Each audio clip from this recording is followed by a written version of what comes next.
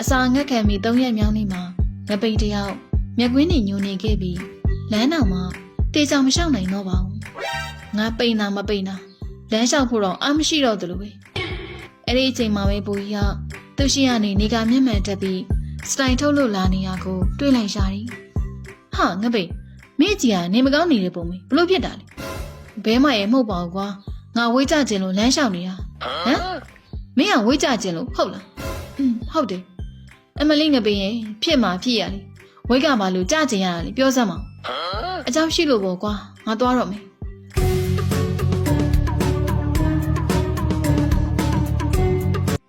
တညနေမှာတော့ဖိုးထူးကရွာရဲအပြန်ငပိန်တို့အိမ်ကိုရောက်လာခဲ့တယ်ဖိုးထူးလည်းငပိန်တို့အိမ်ထဲကိုမျှော်ကြည့်လိုက်တယ်တို့ငပိန်ရှိရောရှိရလားမသိဘူးခေါ်ကြည့်အောင်မငပိန်ရေငပိန်ဟေးဖိုးထူးလားလာပြီအဲလိုပြောပြီးငပိန်ကအိမ်မောကနေဆင်းလာခဲ့တယ်ကိစ္စရှိလို့လားဖိုးထူးကိစ္စတော့မရှိပါဘူးကွာဒီတိုင်းပဲမင်းစီမရောက်တာကြလို့ရွာရဲအပြန်ဝင်လာခဲ့တာအော်အေးကွက်ပြစ်မှာထိုင်အောင်လေငါမင်းစားဖို့တခုကိုတွားယူလိုက်အောင်မေဒါနဲ့ဖိုးထူးလေးကွက်ပြစ်မှာဝင်ထိုင်လိုက်တယ်ဒီမှာစိန်ငပင်ရဲ့ငါကမင်းစီကိုမုတ်လာစားတာမှမဟုတ်တာအေးပါငါကမင်းကိုတုပ်ဘောနဲ့မှားသွားလို့သူတို့နှစ်ယောက်အဲ့လိုပြောနေကြတော့တုပ်ဘောကအမောတကောနဲ့သူတို့နာကိုအပြေးရောက်လာခဲ့ဟောပြောရေးဆိုရင်လည်းတုပ်ဘောရောက်လာပြီဒင်းအသက်ရှည်ဦးမှာဒီလိုနဲ့တုပ်ဘောလေးသူတို့ရှိမှအမောဖြစ်နေကြတော့တယ်အဘေဟိုလေမင်းရဲ့ကြိုက်တဲ့သူတို့ရွာကိုလာမေတဲ့ဟာဟမ်ငါကြိုက်တဲ့သူဘယ်သူတော့ဟာမင်းကြိုက်တဲ့သူလေကွာအတိတ်မဲ့သူလို့လုံနေပြန်ပြီဖိုးထူးလေတုပ်ပေါ်ပြောချင်တဲ့အကြောင်းအရာကိုနားမလည်တာဆိုတော့ငပိတ်ကိုမေးလိုက်တယ်ငပိတ်ဟိုမင်းကြိုက်တဲ့ကောင်မလေးရှိနေရလားဟာဘယ်ရတာငါအဲ့ဒါတွေစိတ်ဝင်စားဘူးကွာဒါဆိုမင်းကြိုက်နေရဘယ်သူတော့အေးလီဟုတ်သားပဲတုပ်ပေါ်ငါကြိုက်တာဘယ်သူတော့ဟိုဟာလေကွာပြောမယ်ဆိုမှမေ့နေပြန်ပြီအော်ဟိုလက်ဝဲကျော်စိန်ထွားထွားလေကွာဟမ်တကယ်ကြီးလားဒါနဲ့ငပိန်လေသူကြိုက်တဲ့လက်ဝဲကျော်လာမေးဆိုတဲ့သတင်းကြားချင်းထခုံတော့တယ်ဖြည့်တာပြောပါငပိန်ရဲ့စတွေးတောင်စင်းနဲ့ထွီဒီလိုနဲ့ငပိန်လေတုပ်ပေါ်ပခုံးကိုကန်လိုက်ပြီးလှုပ်ရန်လိုက်တယ်လာပြောပေးလို့ကျေးဇူးပဲငါကောင်ကြီးကျေးဇူးပဲဒါနဲ့ဘယ်နည်းရောက်မှာလဲလေနောက်တစ်ပတ်လို့ပြောတာပဲကွဟေးဟုတ်လားဝမ်းသာလိုက်တာကွာဝမ်းသာလိုက်တာဒီလိုတွေ့ဆုံမှုကလေဘယ်နှစ်ကြာမှပြန်ရတဲ့တွေ့ဆုံမှုပါလေငါအိမ်တော်စိတ်ထွားထွားနဲ့ငါရေးဆက်ရှိသေးရပဲငပိန်တယောက်အပျော်ကြီးပျော်နေအောင်ဆိုတော့ဖိုးထူးနဲ့တုပ်ပေါ်လေးတယောက်မျက်နှာတယောက်ကြည့်လို့ရှိနေကြတော့တယ်နောက်တော့ငပိန်လည်းအခန်းထဲရောက်လာပြီးသူ့အိမ်တော်စိတ်ထွားထွားလက်မှတ်ထိုးပေးခဲ့တဲ့ဘောင်းမီကိုဗီဒီယိုရင်းမှာလိုက်ရှာနေကြတော့တယ်အဝတ်တွေကိုတစ်ခုပြီးတစ်ခုဆွဲနေရင်ကဒီမှာလည်းမရှိဘူးဒါဆိုအောက်ကဆင့်မှာလားဟာဒါလည်းမဟုတ်သေးဘူးဘယ်ရောက်သွားပါလဲအရင်ကဘောင်းမီမလို့ငါအမေသူများကိုပေးလိုက်တာများလားဒါနဲ့ငပိန်လည်းခေါင်းကြီးသွားခဲ့ပြီးတော့အမေဖြစ်သူကိုအော်ပြောလိုက်တယ်အမေတားဘောင်းမီကိုသူများကိုပေးသေးလားဘယ်ဘောင်းမီတော့ဟုတ်သားရဲ့ဂျင်းအောင်လေးနဲ့လေမီဟာဘယ်ဘောင်းမီကိုပြောနေရတော့ကွအဲ့လိုပြောပြီးဒေါ်လေးနဲ့လေသူ့ခန်းထဲကိုရောက်လာခဲ့တားရင်အားကြရတဲ့လက်ဝဲကျော်စိန်ထောလာတဲ့နှစ်ကိုသိတယ်မဟုတ်လားဗျအဲ့နှစ်ကဝယ်ထားပေးတဲ့ဘောင်းမီလေပေါင်သားလောက်မှစိန်ထောလာဆိုင်ထိုးထားပေးရဆိုတော့တားမဝယ်ပဲတိန်းထားခဲ့တာဗျဟေးဘယ်နဲ့ခုနှစ်ကဟဲ့လာပြောနေတော့အဲ့အရာပဲရှိတော့မှာတော့တားရဲ့ဟမ်မရှိတော့ဘူးဟုတ်လားမရဘူးပြန်ရှာပေးဗျာပြန်ရှာပေးအဲ့လိုပြောပြီးငပိန်လဲကျန်းမြင့်မှာလှည့်ကျလိုက်ပြီးတော့လူးလိုက်နေကြတော့တယ်ဒီကလေးနဲ့ဘာတွေအယူထနေပြန်နေမသိဘူးတားအရန်ကြိုက်တဲ့အိုင်တော်ရဲ့လက်မရှိနေရဘူးဗျာအမေဗျာလောက်ရက်တယ်ဟေးတော့ဒီကလေးနဲ့တော့ဒုက္ခပဲဒီလိုနဲ့ဒေါ်လေးတွေကထွက်သွားတော့ငပိန်လဲငိုရင်းနဲ့ကြံ့ရင်နေကြတော့တယ်ခဏကြာဒေါ်လေးတွေကဘောင်းမီတက်တဲ့ကိုယူပြီးတော့ပြန်ရောက်လာခဲ့တာပါ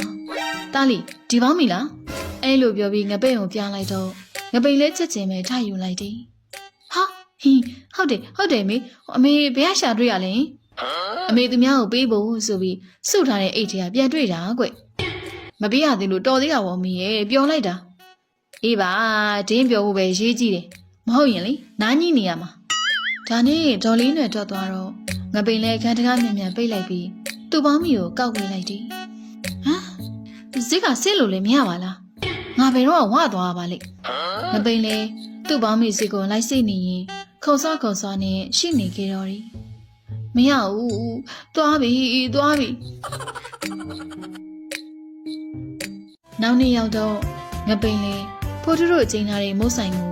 ကောင်းလိုက်စိုက်ချလို့ရောက်လာခဲ့တယ်ငပိန်မျက်နှာလည်းမကောင်းပါလားဘာဖြစ်လာလဲဒါနဲ့ငပိန်လေးတပြင်းရှိကြားလိုက်တယ်မပြောချင်တော့ပါဘူးမိဝိုင်းရငါဝိတ်တက်လာလို့စိတ်ညစ်နေတာဟာဟိုနေရဘယ်နာဝိတ်တက်နေလို့လဲငပိန်ရဲ့ဒီလုံနဲ့တုပ်ပေါ်ကငပိန်ကိုမင်းရွက်ကြည့်လိုက်တယ်အမလီမင်းလိုငပိန်ညာဝဝိတ်တက်တယ်ဆိုတော့ငါကဘယ်နာသွားနေရမှာလဲဂျိုသားတွေနေတဲ့ကမ္ဘာမှာသွားနေမလားတုပ်ပေါ်ငါလိုက်ဖို့မယ်အော်ဒီဖိုးထူးကတမျိုးကဲပါနေကြစမ်းမအောင်ငပိန်အကြောင်းသေချာမသိရသေးတာငပိန်နင်းပြောဘယ်နာဝိတ်တက်လို့စိတ်ညစ်နေရလဲဒီလိုဟာငါအိမ်တော်စိန်ထွားနောက်တစ်ပတ်ကျရင်ရွာဦးလာမှာလीအဲ့ဒါသူပထမတစ်ခါလာတော့ကလက်မဲ့ထိုးပေးသွားတဲ့ပေါင်းမီငါဝတ်သွားပြကျင်တာကွဖြစ်ချင်တော့အဲ့ဒီပေါင်းမီကငါနဲ့မတော်တော့ဟေးနင်းလဲလေအောချလောက်ပါတယ်မနစ်ကနဲ့ဒီနှစ်တောင်မတူတဲ့ဟာအဲ့တော့ကပေါင်းမီကဘယ်တော်တော့မလဲဟဲ့ပြီးတော့နင်တို့ယောက်ျားလေးတွေကထွားတာမြဲနေလीဟာမတူဘူးမိဝိုင်းရငါရမ်းစိတ်ဆင်းရဲနေတာငါမဖြစ်တဲ့နီးလန်းနဲ့ဝိတ်ကြပြီးတော့လေအဲ့ဒီပေါင်းမီကိုရအောင်ကိုဝတ်သွားမှာငပိန်အဲ့လိုပြောနေတော့အတော်ကြီးကသူတို့မှာထားတဲ့မုံငါးပကံတွေကိုလာချပြီးတော့တယ်ကလေးတွေအကြာကြီးစောင့်နေရလို့အရင်မများကြီးထည့်ထားပေးရဲ့နော်ကျေးဇူးပါမေကြီးငါတို့မစားတော့ဟာမှားထားလို့ရောက်တော့နေပြီစားလိုက်ပါဟာပြီးတော့လေဒီမုံရင်းကတပွဲလေးနဲ့မင်းဘာမှပြောင်းလဲမသွားဘူးတော်ပြီကွာလုံးဝမစားဘူးဒါဆိုငါစားလိုက်မယ်နော်ဟေးငါဝိတ်ချဖို့မလိုဘူးလေနောက်တော့ငပိန်လဲစိတ်ညစ်ညစ်နဲ့ဘောလုံးဝင်းသားအပေအောက်မှာလာထိုင်နေကြတော့တယ်ငါငကိုတွေကရိုးပဲရှိနေရဆိုတော့အဲ့ဒီဘောင်းကြီးပြန်တော့ဘယ်လိုလုပ်ရပါမလဲသူအဲ့လိုတွေးနေတော့မိချမ်းကသူ့နောက်ကနေတက်တက်လေးလာပြီးသူ့ကိုလက်နဲ့ပုတ်လိုက်တော့တယ်အောင်မလေးဗျတိတ်လန့်သွားသလားငပိန်ငါပါဟဲ့ဟာနင်းနော်ဘာလို့ငါ့ကိုအဲ့လိုလုပ်တာလဲနေပုံကစိတ်ညစ်နေရဲ့ပုံပေါက်နေလို့ငါနောက်လိုက်တာပါဟာအေးနောက်ရင်လည်းကြည့်နောက်နော်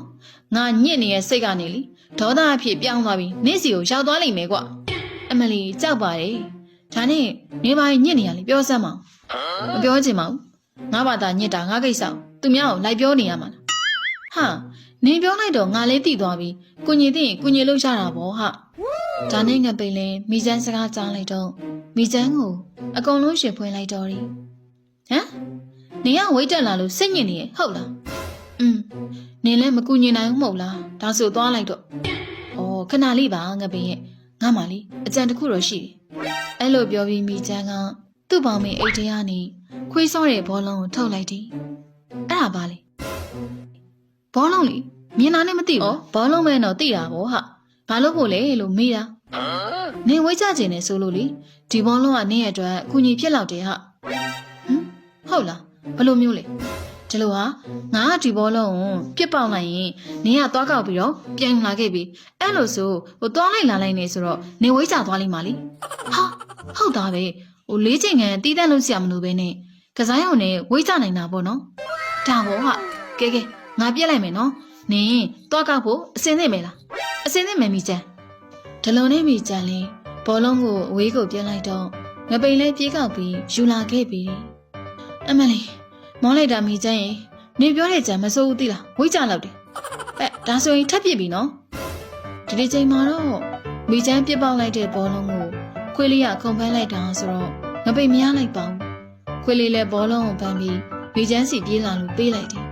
ဒါနဲ့မိချမ်းလည်းဘောလုံးကိုယူပြီးခွေးလေးကောင်ကိုပုတ်ပေးလိုက်တယ်တော်တယ်နော်မဲလုံးတော်တယ်ခွေးလေးကတော့မိချမ်းဘောလုံးထပ်ပြစ်မအောင်စောင့်ရင်းနဲ့ခုံစော့နဲ့ရှိနေခဲ့တာပါအဲ့ဒီအဖြစ်အပျက်ကိုမြင်သွားတဲ့ငပိန်လေးသဘောပေါက်သွားခဲ့ပြီးဒေါသထွက်သွားခဲ့တယ်မိချမ်းနင်ကခွေးလို့ဆက်ဆံနေရလားဘာလို့လဲငပိန်ရဲ့နင်ကမှယူကြည့်အောင်စောင့်မနေနဲ့ဒီလိုဆော့တာမျိုးခွေးတွေပဲဆော့တာအော်နင်ကမှသိရလားငပိန်ရဲ့ရီရတယ်ဟာငါကွာနင်မိန်းကလေးမို့လို့လွတ်သွားတယ်မှတ် အဲ့လိုပြောပြီးငပိန်လေး